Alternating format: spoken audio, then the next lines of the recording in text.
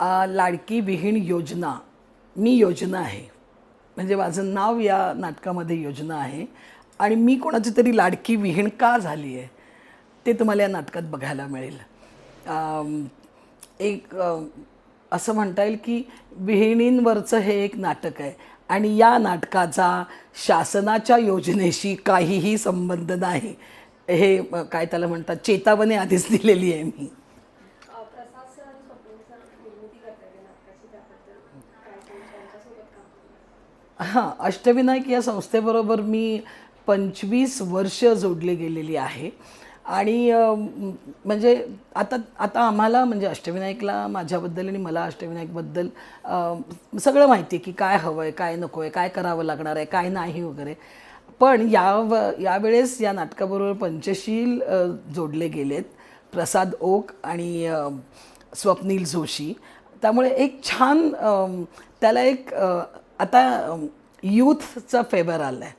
म्हणजे यूथ जर ॲड झालं आपल्यामुळे, कारण आम्ही मागच्या पिढीचे आहोत आणि आत्ताची तरुण पिढी आमच्याबरोबर जोडली गेली आहे, तर आम्हाला तरुण पिढीकडून काय काय शिकायला मिळतं. त्यातली एक महत्त्वाची गोष्ट आहे, पब्लिसिटीचं सगळं ते दोघं मुलं बघतात आणि ते खूप छान पद्धतीने PR करत आहेत. कारण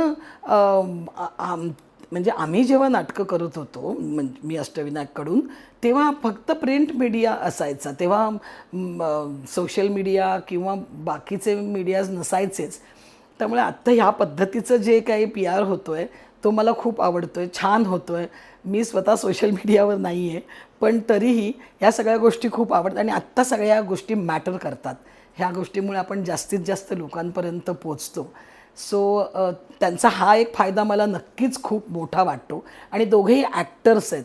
त्यामुळे मला पर्सनली त्यांचा फायदा होतो की अजून काही ॲडिशन सांगतात किंवा हे आपण असं करूया का, हा सीन तसा फिरवला तर, ह्या सगळ्या गोष्टींचा मला खूप फायदा झाला.